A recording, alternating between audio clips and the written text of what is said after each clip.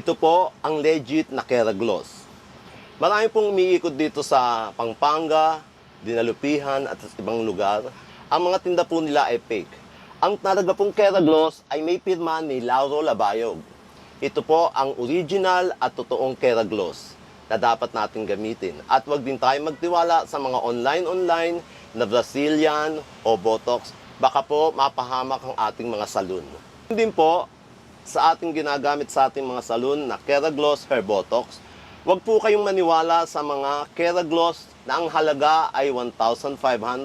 Pagkat ang original na Keragloss Botox ay 5,000 po.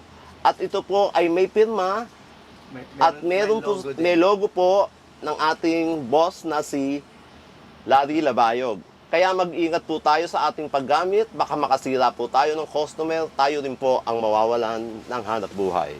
Sabi nga ng Keragloss, buhok mo. Sagot ko!